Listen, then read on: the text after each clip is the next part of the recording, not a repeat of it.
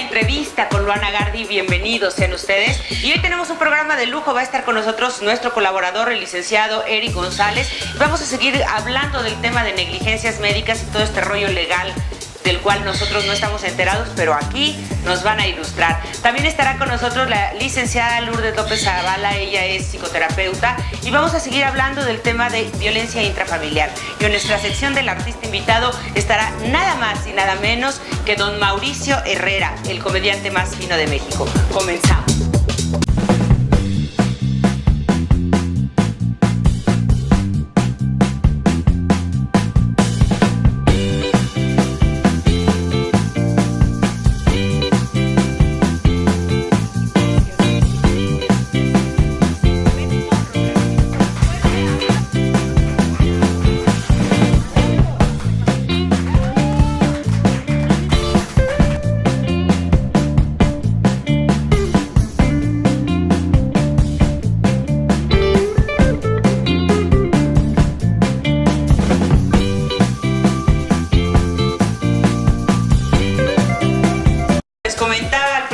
Ya está con nosotros nuestro colaborador, el licenciado Eric González, colaborador en todos los temas legales.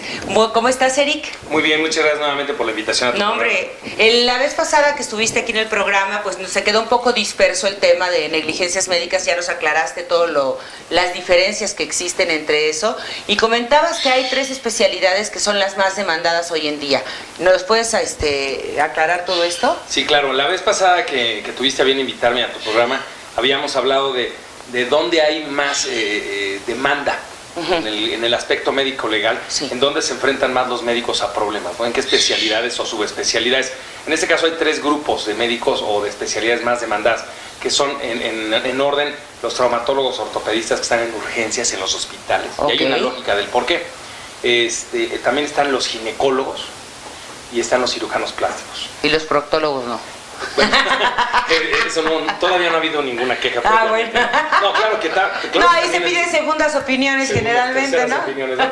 También hay demandas de los proctólogos, pero bueno, sí, ¿por qué se dan este tipo de estadísticas que tenemos nosotros? Son muy importantes para saber dónde están enfocados más dónde se están enfocando más los problemas, las demandas, ¿no? Okay. Los traumatólogos ortopedistas están más en el área de urgencias en los hospitales. Y en los hospitales de urgencias llegan pacientes con urgencias. Claro. Entonces, al llegar con urgencias, un paciente policontundido, traumatizado, en otros términos, que chocó, que tuvo un accidente, que lo balearon, que lo golpearon, arma blanca, riña, etcétera, pues llegan con un grado de salud muy deteriorado. Claro. Y es de urgencia que lo tengas que atender. Pero bueno, en muchos casos llegan solos, llegan con la ambulancia, llegan inconscientes.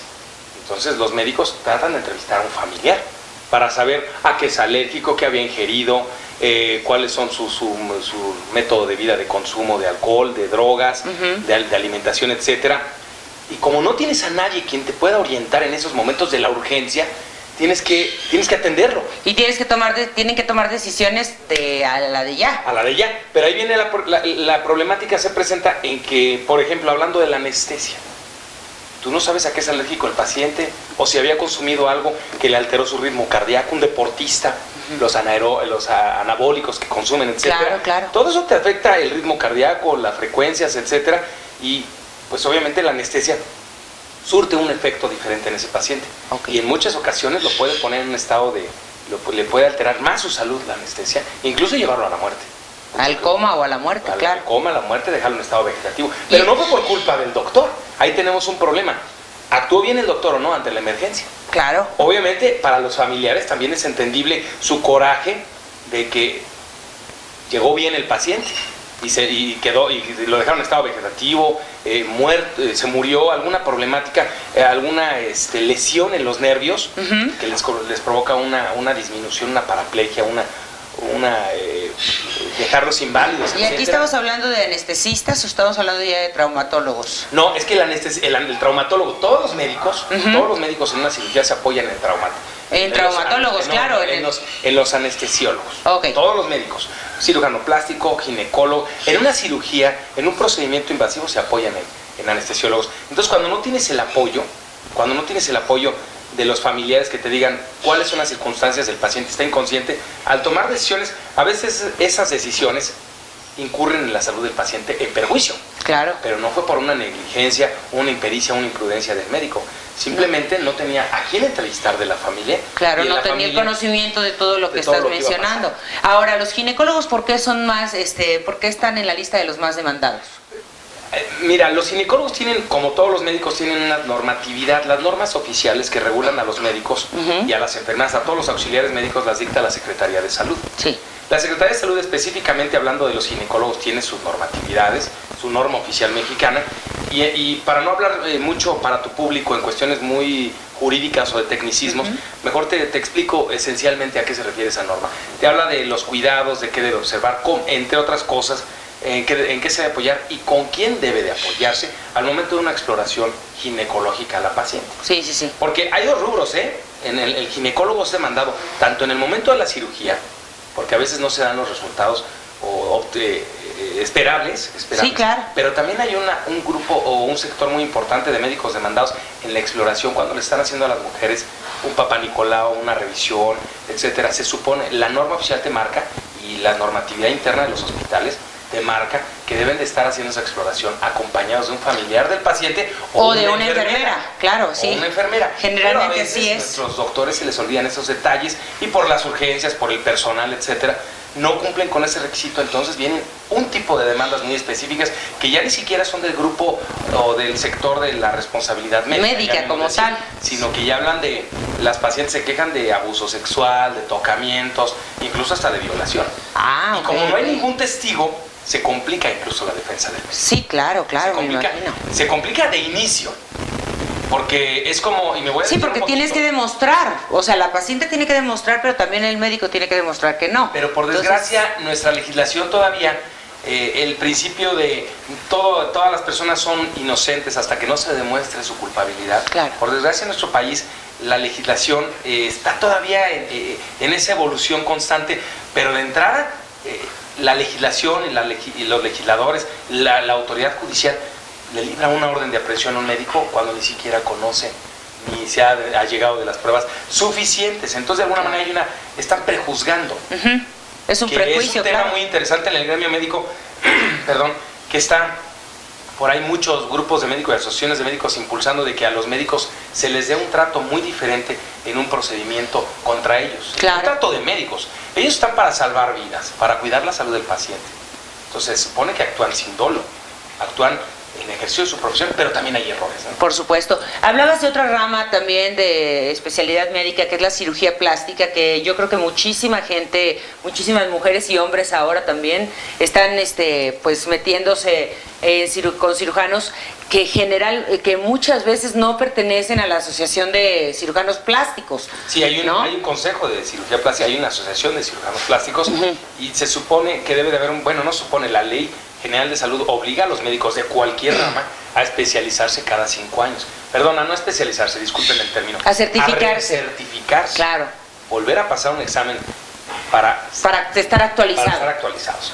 Y eso no es un requisito si quieren o no gustan los médicos. Sí, porque llega una paciente y dice, quiero la nariz de Britney Spears, quiero la cintura de Thalía, quiero... Y entonces el médico luego, en muchos casos, si es un cirujano plástico, obviamente con una cédula y con su certificación de cirugía plástica, pues te da más confianza, ¿no? Pero ahora muchos médicos, ¿cómo se dice?, generales, están actuando y están metiéndose a hacer cirugías plásticas, aumento de senos, disminución, liposucciones y todo eso, y estamos viendo muchísimos casos, a famosos, incluso de gente famosa, de artistas, pues que se someten a este tipo de tratamientos con gente que no es especialista. Claro.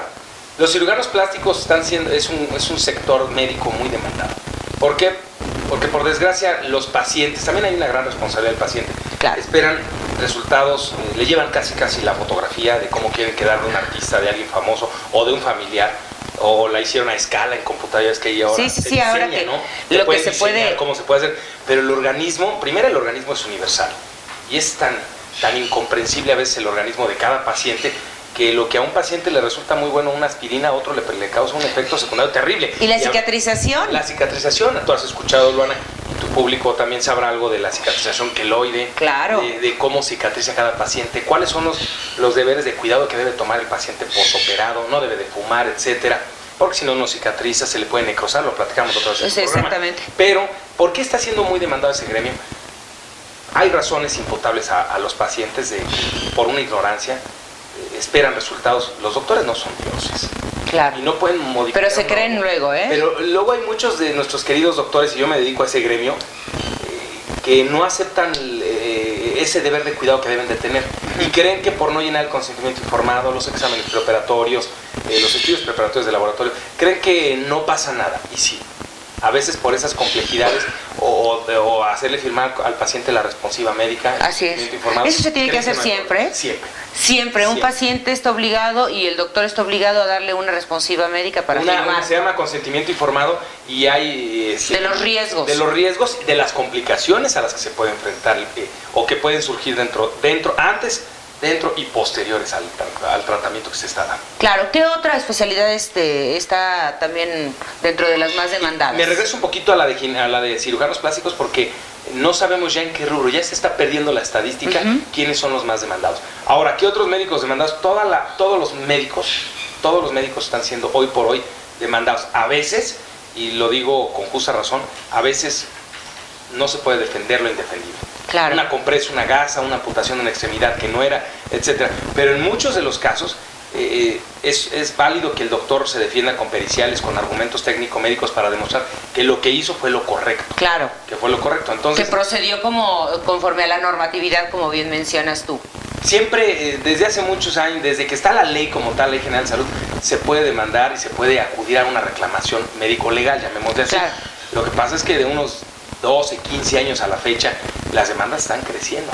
Pero no es porque no existieran antes responsabilidad médica, complicaciones médicas o siempre han existido, claro. Siempre han existido el error médico y también la complicación médica, porque nadie somos perfectos. Sí. Pero hay que atender a por qué se da ese error médico o por qué se da esa complicación. Si el paciente no le dice al médico que es fumador compulsivo o que ingiere drogas, y el médico acierta, el paciente me refiere en la historia clínica que no hace eso, y de pronto le da un medicamento que hace un choque interno con todo lo que el paciente traía, pues entonces sí se dio un error médico, pero no fue derivado o por consecuencia del doctor. No fue por falta de información del paciente, en este caso. O porque por miedo, por ejemplo, un paciente que tiene problemas de hemorroides o que tiene pólipos o que tiene algún problema intestinal y no le dice al doctor, entre otras cosas, que también lleva una vida homosexual, que no tiene nada de malo, cada quien sabe su determinación, pero sí es importante para el médico, un proctólogo, decirle, oye, aparte yo tengo esta cuestión o esta práctica, para que el doctor sepa por qué está teniendo ese tipo de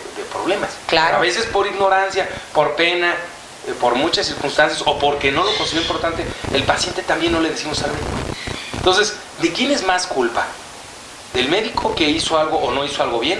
¿O del paciente que omitió cierta información? ¿O sus familiares que siendo menor, estando incapacitado, estando inconsciente, no dijeron cierta información? Eric, ¿nos puedes dar los teléfonos de tu oficina donde toda la gente que esté interesada, obviamente en el tema que estamos hablando y tratando es negligencias médicas o todo lo que tenga que ver con lo médico legal? El licenciado Eric González es colaborador del programa de aquí de entrevista con Ana Gardi.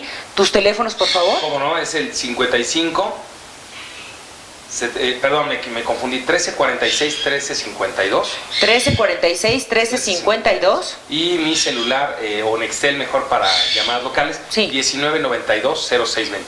Claro que sí, amigos, si no, van a ver ahorita en pantalla los teléfonos del licenciado y también van a ver cómo se pueden contactar con nosotros por Twitter o por Facebook. Muchísimas gracias, Eric, te agradezco muchísimo que nos esclarezcas y ya tendremos oportunidad de platicar la próxima vez de algún otro tema, obviamente, que relacione médico-legal y también, obviamente, de otros tipos de temas como divorcios y demandas civiles, ¿no? De otro tipo. Claro. Muchísimas gracias. Al contrario, fíjate, nada más para concluir, ¿sí? el tema de los testigos de Jehová en la medicina, muy interesante. Antier me invitaron a un hospital en Querétaro y es muy interesante el tema de los testigos de Jehová para el efecto de la transfusión de sangre, hasta dónde está obligado el médico, sí o no, dónde incurren responsabilidades. Me parece un temazo, claro que sí, lo platicamos la próxima vez. ¿Te parece? Muchas gracias. Muchísimas gracias, amigos. Regresamos con Lulú López Zavala.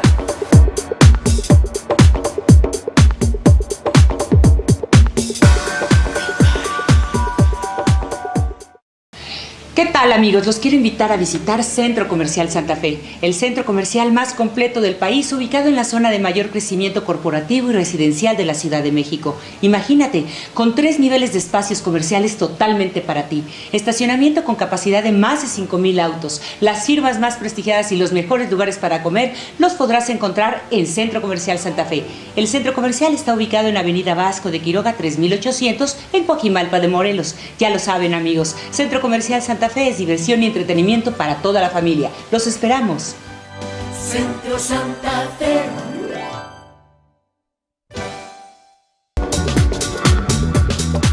Amigos, y ya está con nosotros la licenciada Lourdes López Zavala. Les recuerdo que ella es psicoterapeuta y es directora del Centro Integral de Desarrollo Humano y Capacitación.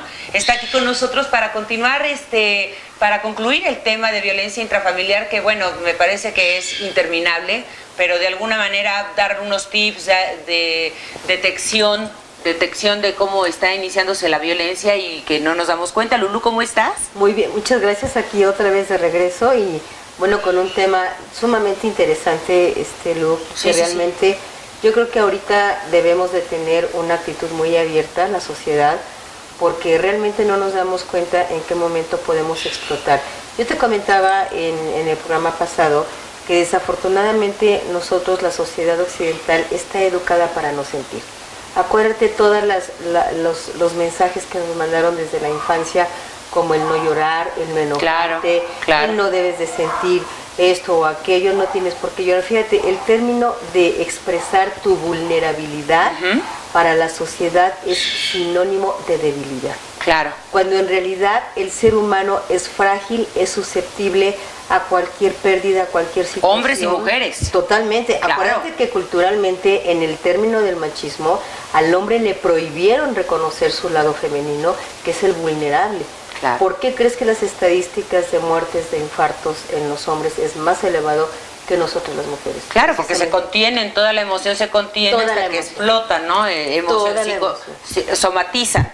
Mira, es impactante. Yo últimamente he estado trabajando depresiones crónicas, que en el momento que las personas empiezan a regresar al espacio donde fueron guardando tanto dolor, tanta ira, tanto enojo, juro, Lu, que la depresión desaparece. Fíjate. Hay pacientes que duran de por vida crónicamente tomando antidepresivos, ansiolíticos, que solamente eso es para anestesiar el síntoma. ¿El dolor? El dolor que tiene, y que precisamente por eso de ahí también surgen las adicciones como el alcoholismo, la drogadicción, porque eso anestesia el dolor del alma. Digo, también, todas las personas que toman están anestesiándose. No, por supuesto.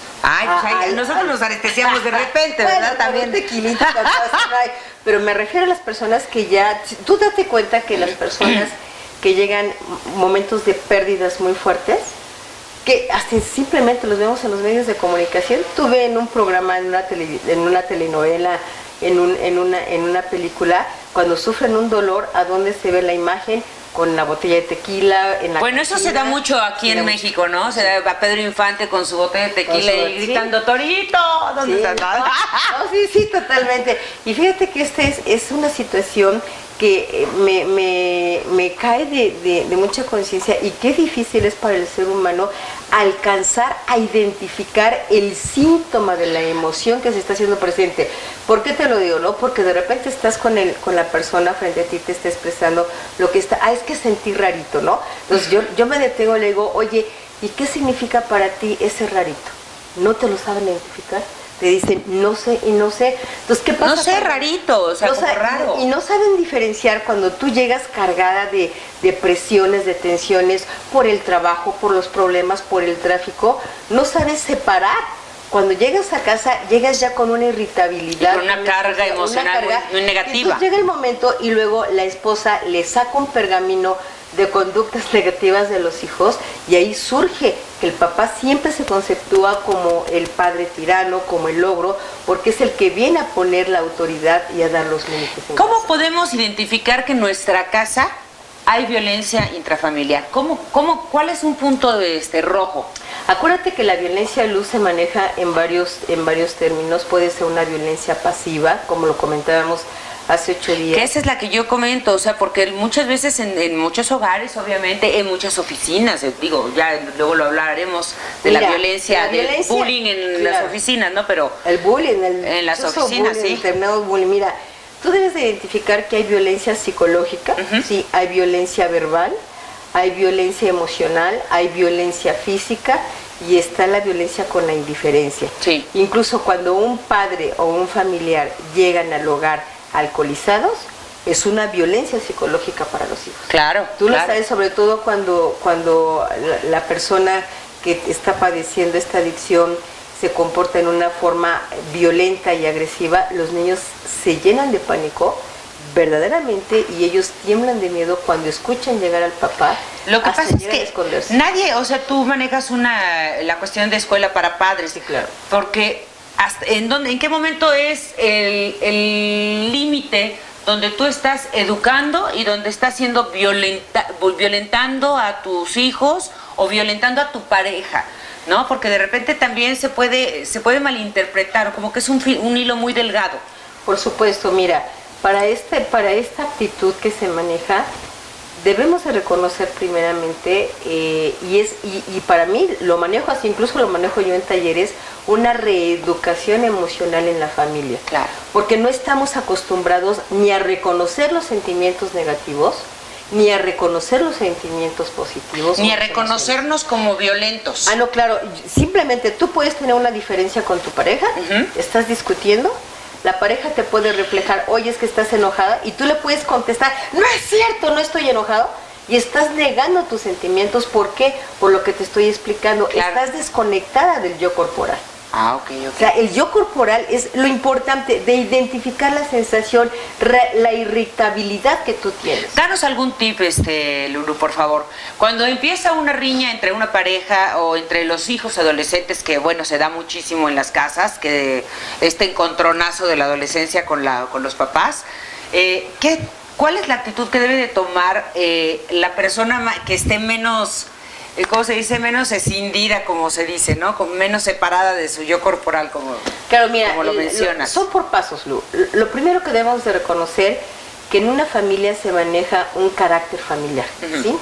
Reconocer si la familia tiene un carácter temperamental colérico, es más fácil que tú te des cuenta que yo estoy enojada a que yo lo reconozca, claro, por lo que te estoy explicando. Claro. Cuando tú me veas muy enojada, ¿sí? Si ya sabes que yo soy explosiva, pon un límite y no permitas que sigamos entrando al conflicto. Claro, ¿qué se dice?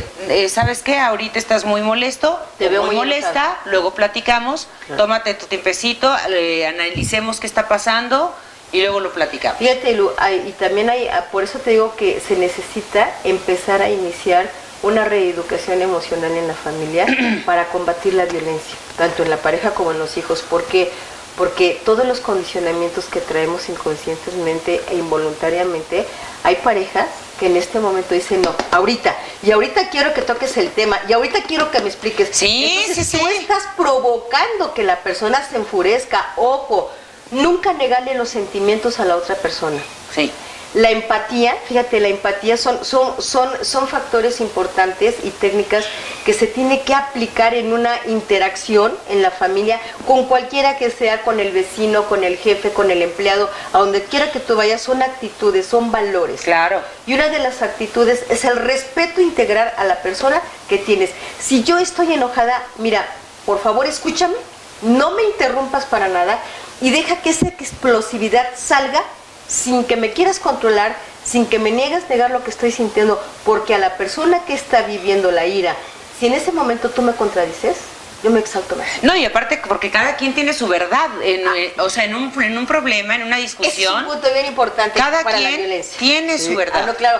Y fíjate, Lu, yo siempre les digo a las parejas, por ejemplo, no sabes, de verdad es maravilloso ver cómo la lucha de poderes, las fuerzas de los egos surgen en un momento dado, cuando cada quien quiere ser respetado en su razón. Claro, exactamente. En su razón. Y yo te voy a decir algo muy importante. El respeto a uno mismo equivale a que siempre tu razón es muy válida y yo no tengo por qué modificarte. Claro. Porque el principio de la realidad es muy subjetivo. Porque es percepción de cada persona. Exactamente, la percepción de un problema. Lulú, ¿a dónde se puede comunicar todas las personas que quieran terapia de intrafamiliar, Que terapia de manejen pareja, violencia o escuela para padres? Sí, totalmente. Me pueden localizar en el 5678-0241, en mi celular, que es más fácil en ocasiones, en el 044-55-54-56-20-80, o en mi correo electrónico que me escriban, es dirección.lulu@gmail.com. Ay, muchísimas gracias, Lulú. Lulú es colaboradora también de este programa y estamos tocando siempre temas muy sensibles y bueno, esperamos que sean de gran ayuda para todos ustedes y obviamente para uno mismo y obviamente crecer mejor como seres humanos. Muchísimas gracias, Lulucita. No, al contrario. Te agradezco mucho y nos vemos la siguiente semana. Muchísimas gracias. Continuamos. ¿Qué tal, amigos? Los quiero invitar a visitar Centro Comercial Santa Fe, el centro comercial más completo del país, ubicado en la zona de mayor crecimiento corporativo y residencial de la Ciudad de México. Imagínate, con 3 niveles de espacios comerciales totalmente para ti, estacionamiento con capacidad de más de 5,000 autos, las firmas más prestigiadas y los mejores lugares para comer los podrás encontrar en Centro Comercial Santa Fe. El centro comercial está ubicado en Avenida Vasco de Quiroga 3800 en Coajimalpa de Morelos. Ya lo saben, amigos, Centro Comercial Santa Fe es diversión y entretenimiento para toda la familia. Los esperamos. Centro Santa Fe.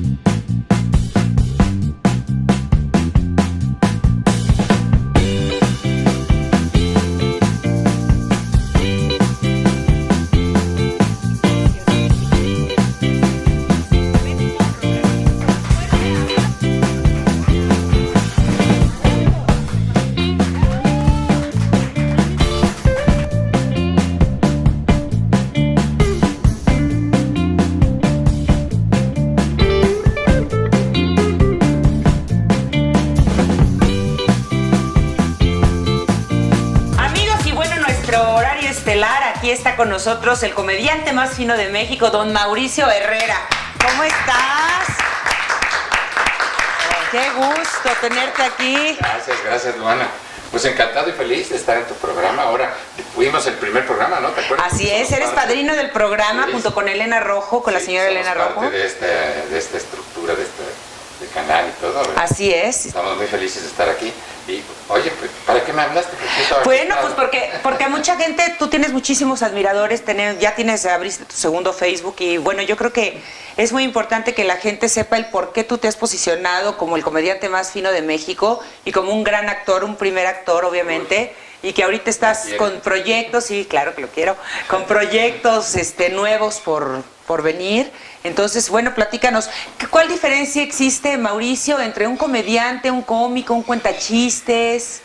Sí. Mira, hay una gran confusión entre qué cosa es comicidad y humorismo. Claro. La comicidad, las dos, el fin es la risa, supuestamente, la carcajada, ¿no? Sí. Ese es el fin. Pero hay diferencias. En la comicidad va al entendimiento. Ok. Y el humorismo va al sentimiento. Ay, qué bonito. Esa es la gran diferencia. O sea, por ejemplo, los que cuentan chistes y todo eso, el final de todo es la risa y logran su objetivo. El humorismo no siempre es la risa, es al sentimiento. Puedes estar viendo una obra de arte de humor y estás sonriendo y te está haciendo sentir, te está haciendo pensar y vas más allá de la risa. Cuando te acaba todo eso, tú recuerdas todo lo que pasó. Te deja un mensaje. Tú recuerdas todo lo que pasó y por medio del humor, de la risa o lo que tú quieres, llegaste a ciertas conclusiones que son de la vida, ¿no? Claro. Son importantes. O sea, tienen un mensaje para el espectador. Sí.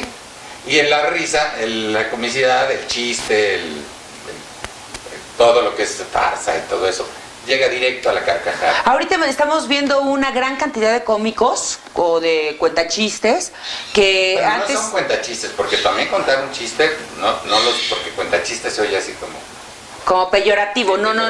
porque Polo Polo es un gran cuentachistes. Pero siempre cuenta el mismo. No es cierto, Polo, es un chiste.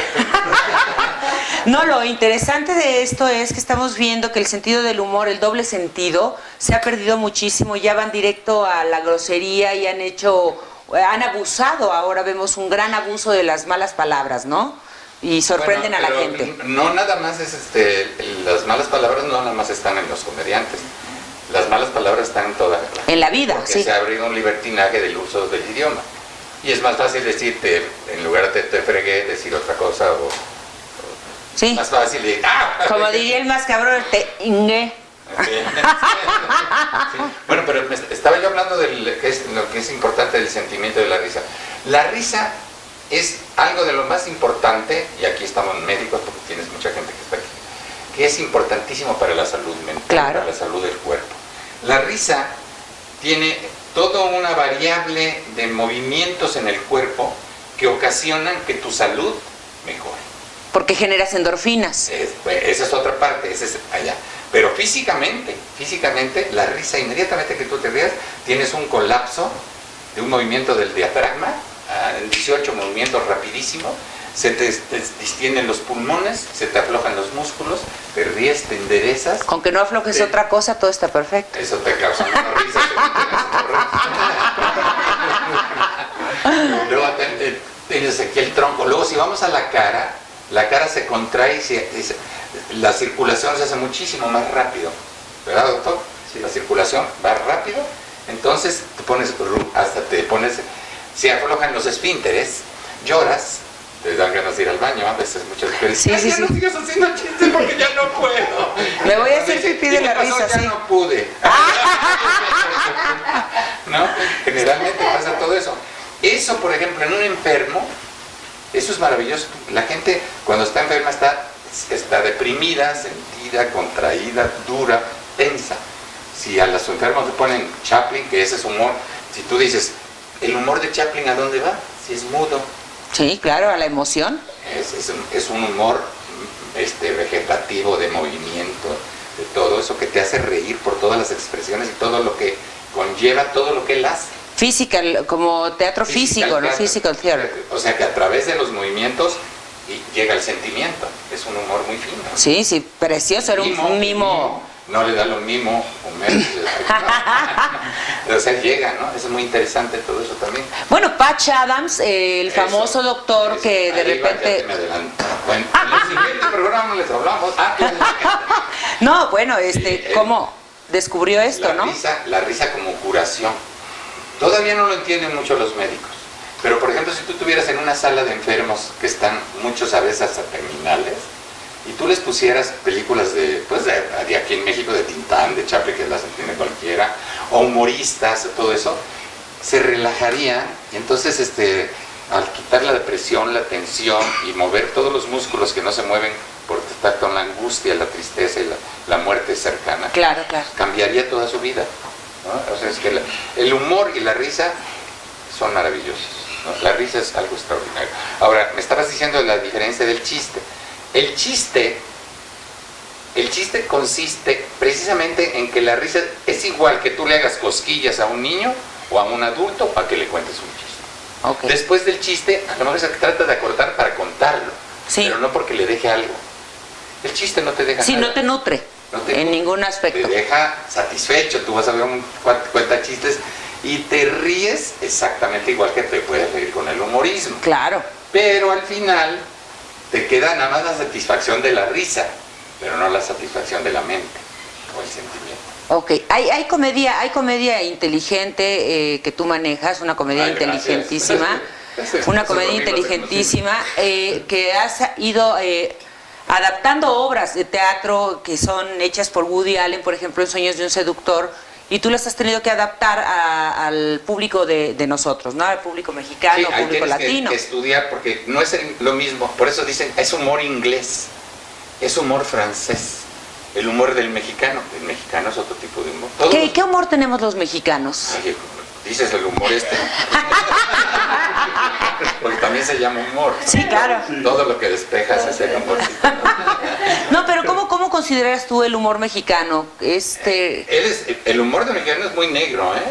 Es humorismo negro mucho, ¿eh? O sea, se ríen del... Sí, hace unos chistes... Se acaba de morir cualquier gente importante del país o del mundo, y 5 segundos después hay 300,000 chistes acerca de eso, y además toda la gente los cuenta, es un humor negro y fúnebre.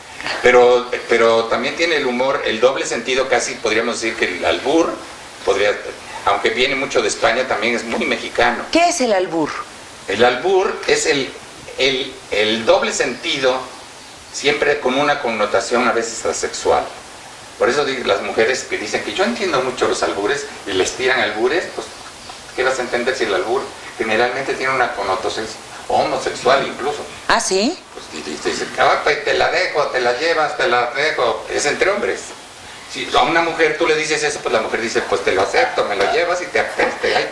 ¿Por qué? ¿Y tú te has fijado que muchísimo los mexicanos, entre hombres, hay un juego como... ¿Los del grito de guerra?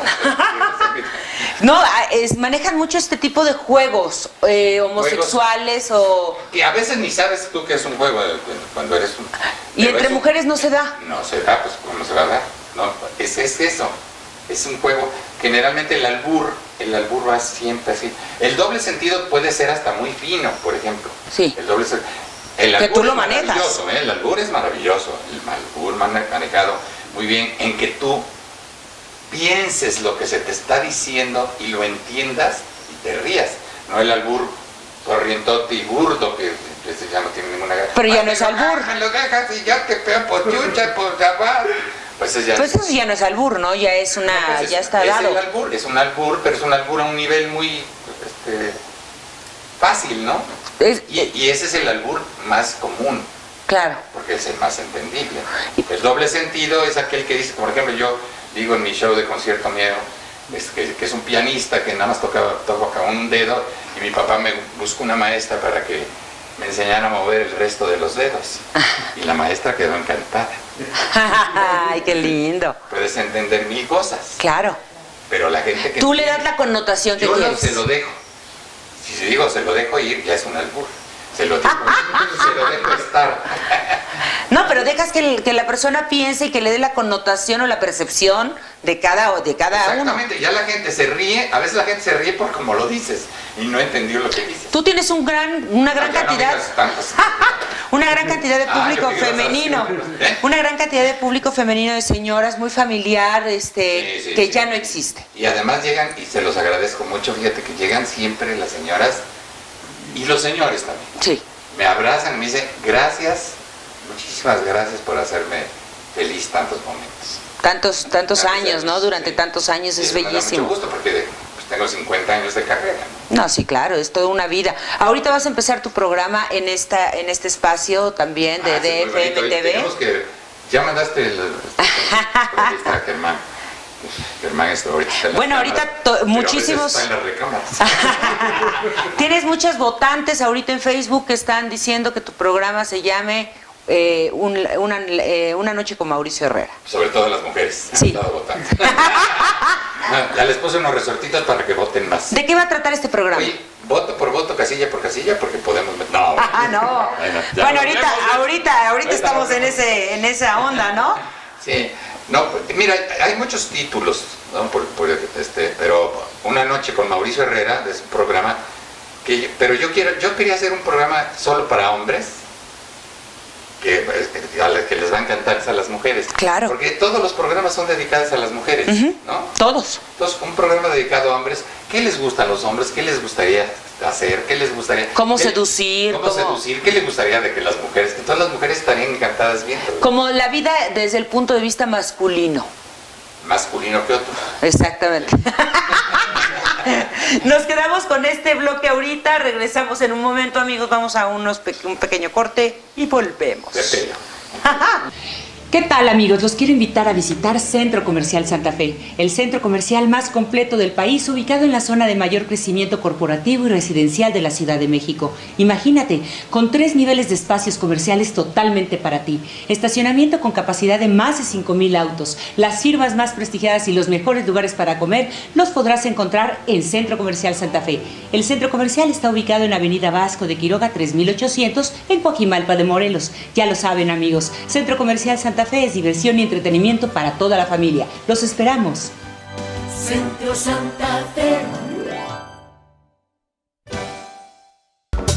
Amigos, y ya estamos de vuelta aquí en entrevista con Luana Gardi y está con nosotros don Mauricio Herrera, el comediante más fino de México, y estábamos platicando de su nuevo proyecto de programa que va a salir al aire muy pronto, por cierto. Sí, fíjate que sí, quiero hacer un programa desde hace mucho tiempo. Yo estuve en Mundo Latino en la televisión de Canal 2, estuve un año en un programa de 3 horas y media conduciendo. Que tú hacías todo, ¿verdad? Tenía un grupo de músicos y todo, pero quiero hacer un programa un poquito, aparte de mucho humor, más conciencia de muchas cosas en la vida que nos hacen falta, que es la felicidad, cómo llegar a la felicidad. Todos buscan la felicidad, pero a lo mejor la tienen dentro y no saben cómo. Bueno, generalmente, ¿no? Así sí, sucede. Pero por eso, cómo ser o no estar, to be, el verbo to be que tiene todo. Ser y estar es importante en la vida. Entonces, muchas cosas que tratar en un programa de comedia, pero que también trascienda. Ese es el humor. Claro. Que vaya al sentimiento de la gente, no nada más al entendimiento, nada más que entiendas lo que te están diciendo, que lo sientas, ¿no? ¿Y qué secciones vas a tener? Se va a llamar, por ejemplo, se puede llamar ustedes por Facebook, se va a llamar Una noche con Mauricio Herrera, un programa solo para hombres que les va a encantar a las mujeres. ¡Ay, qué bonito! ¿No? Entonces voy a tener música, invitados, por ejemplo, invitados especiales para platicar de determinados temas que son interesantes para el hombre, pero interesantes para todos, ¿no? No, y hacer un programa ameno, inteligente. Ya tienen una simbiosis tal que muchas cosas que usa el hombre las usa la mujer, jabones, desodorantes. Es que el hombre ya se pinta, se arregla. Ya se depilan, ahora ya ves que está de moda ser ¿cómo se dice? Metrosexual. Ah, caramba, entonces no me he dado cuenta. Entonces ahora ya se depilan. depilan. Yo soy metrosexual. 10 veces más chico. Oye, Mauricio, y también, bueno, empiezas una obra con Alejandro Camacho, Aida Pierce, Aleida Núñez, Lourdes Munguía. El otro día que llegó así. Fíjate que yo no conocía a Aleida, bueno, todos, voy a hablar de todos ellos, pero Aleida Núñez, yo siempre la veía, es una chava sexilona, muy mexicana, pero muy bonita. Sí, sí, sí. Yo no la conocía bien. Y va a ser un papel que además ya, desde que entró a hacerlo, así que, yo ya le dije, tampoco te está. ¿En qué obra es? Se llama Yo miento, tú mientes, todos mentimos. Es una obra que hicimos hace, fíjate que ya, y tú estuviste en ella. Yo estuve ahí. Hace 14 años, es en 1998. En 98. ¿Cuántos sacamos? 14. Estaba simultáneamente con El privilegio de amar. Haciendo El privilegio de amar. Y estaba César Évora, Elena Rojo, Aida Pierce y Puedes decir un gran elenco. Un gran elenco. Para que no te preocupes. Un gran elenco. Que entre ellos yo. No, porque tú, Marisol Santa Cruz. Santa Cruz, tú entraste después en la segunda, con la gira. Con la gira, yo hice toda la gira. Que fue una gira extraordinaria porque como estábamos haciendo El privilegio de amar, y El privilegio de amar fue una telenovela que verdaderamente marcó la vida de muchos de nosotros y de Carla Estrado. Sí, sí, sí. Una gran productora. Y que esa fue la telenovela que todavía creo ha tenido la mayor audiencia. De la televisión La han mexicana. Sí. repetido en Canal 2 y la siguen repitiendo en los canales y en todo el mundo. Sí, en telenovelas y no sé, de estos canales. Mundo, ¿no? ¿En Estados Unidos? En Estados Unidos ahorita hay repetición. En Estados Unidos me saludan. Hola, ustedes. No, yo Fui. hace 14 años justamente. Años. Entonces decía que esa novela marcó mucho a muchos de nosotros con Carla. Porque después hicimos los mismos casi. La de época, ¿cómo se llamaba? Amor Real. Amor Real, que también fue una novela muy bonita. Muy linda, muy linda. Pero estábamos hablando de la obra de teatro, la nueva apuesta. En ese momento, Yo miento, tú mientes, que es de Marc Camoletti, un autor francés que la hizo hace como 20 años, 25. Yo esa obra la hizo un español cuyo nombre no recuerdo, pero sí hablaba así, aquí en México. En el mismo Teatro 11 de Julio, qué cosa muy chistosa. Después la hizo Fernando Lugán y Guillermo Orea. Después me hablaron a mí para entrar en lugar de Fernando Lugán con Guillermo Orea. Eran 5 personajes. Después, cuando nos habló el señor Azcarra para hacer videoteatros y teleteatros, yo dije, voy a hacer esta que es muy buena, y nunca pude comprarse en la marca Moletti, porque ya había puesto, ¿no? Porque la retiró la obra y después la escribieron y la hicieron de 6 personajes. Le aumentaron un personaje. De un jardinero. Que nunca entendí. Yo cuando la leí, en lugar de subir la obra bajaba, y yo lo quise para esta obra sin permiso de Marca Moletti, es adaptar de la otra obra más lo que yo pensaba, y quedó un segundo acto, porque generalmente los escritores, cosa que les pasa mucho a los de cine y a los de todos, empiezan tan entusiasmados que el primer acto es sensacional. Y cuando pasan al segundo acto, el segundo acto llega un momento en donde se empiezan a cabecear. Y debe ser al revés. Como las obras deben de escribirse del segundo acto para acá, para que el segundo acto cuando salgas, ¡qué bárbaro! No digas, el primer acto es muy bueno, ¿no? Claro. La catarsis debe ser en el segundo acto. Que en el segundo acto le metí también mucha caña de humor y de cosas de esto. ¿Cómo logras adaptar una obra, obviamente de humor francés, al humor mexicano? Bueno, el humor mexicano es lo que decimos y lo que hablamos de nuestra idiosincrasia, lógicamente, todo cómo vivimos, qué hacemos, cómo comemos. Un francés comerá un omelette. Y aquí dice unos huevos rancheros, ¿no? Pero no, porque ahorita está muy caro. Huevos omelette, que también lo usamos, pero sí dice unos huevitos ensarrados con mucha salsa y picantito. Sí. Es más entendible. Claro. Y si tú puedes hacer un chiste sobre los huevos que están subiendo con la economía ya. Bueno, puedes hacer muchos chistes, ¿no? Claro. De muchas cosas, ¿no? Entonces, el pasar, lo que hacían antes que yo, muchas obras, siempre por eso acabo por meter mano en lo que escribe, y he tenido problemas con productores, que me decía el señor Fábregas, que le mando mi cariño y mi respeto, que decía, un día me dijo, tú no vas a saber más que el escritor, Mauricio, porque hablaba muy bonito, Mauricio, tú no vas a saber. Le digo, más que el escritor no, pero que el traductor.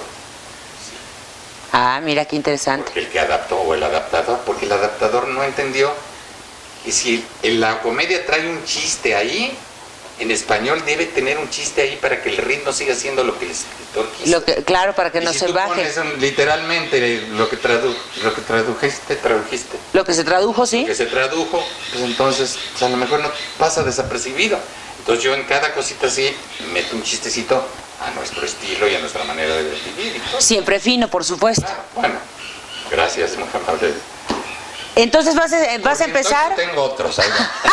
Empiezas en octubre, en el 11 de julio. El 11 de julio empezamos a hacer Yo miento, tú mientes, todos mentiras, que decía que está Lourdes Munguía, que es una actriz Bellísima. bellísima, que sigue siendo bella. Yo no sé, yo le digo, Lourdes, ¿qué haces tú para seguir siendo tan bella? Sí, parece el retrato de Dorian Gray, ¿verdad? Alejandro Camacho, que pues soy yo, aunque él dice que ha hecho mucha comedia, pues bueno, ha hecho, pero como que yo siempre lo veo en cosas más dramáticas. Más dramáticas, sí. Pero va a estar muy bien, pues espléndido actor.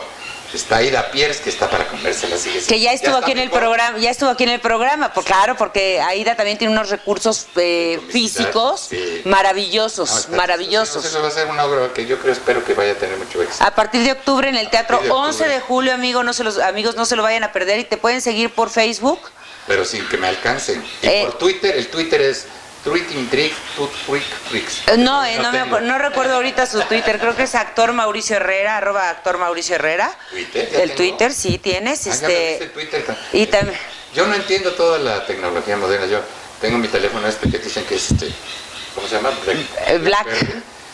Y cada vez que aprieto 3 números o 6 letras. Y nadie me contesta. Ya estoy... No, Mauricio, te quiero agradecer personalmente muchísimo que hayas estado aquí en el programa, obviamente pues ilustrándonos de la diferencia de los comediantes, comedia, humorismo, que verdaderamente... Eso lo tendremos que tratar de... Claro, y es interesante que la gente también sepa cuál es la diferencia. ¿Sabes qué pasa? Que aquí en México a todo el mundo le dicen comediante. Cómico. El cómico ya deja, ahora ya dice, no, él es un gran comediante. Y bueno, comediante viene de comedia. Tú eres un actor que hace comedia, que hace humor. Bueno, pero ¿no? Porque eres un primer actor, porque hay muchos comediantes que no trabajan en la televisión haciendo un personaje serio. O sea, no tienen ese recurso. Tú sí lo tienes. Aparte que tocas el piano, tocas la hoja, tocas el serrucho y me toca a mí. Bueno, ya nos tenemos que ir porque ya nos están haciendo así. Sí, ya nos están diciendo voy a regresar todo lo que me robé. Amigos, ya saben, si quieren repetir o ver la repetición de este programa, también por YouTube lo pueden bajar.